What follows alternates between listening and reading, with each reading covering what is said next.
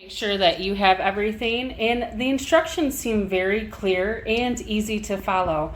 You'll notice that on each of the pieces it does have a letter. You'll just follow the instructions to the letter and put it together.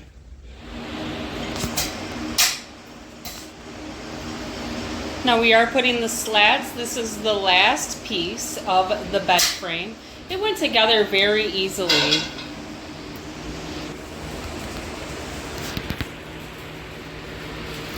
Now we just have the mattress on there, but you can see how it just fits very flush.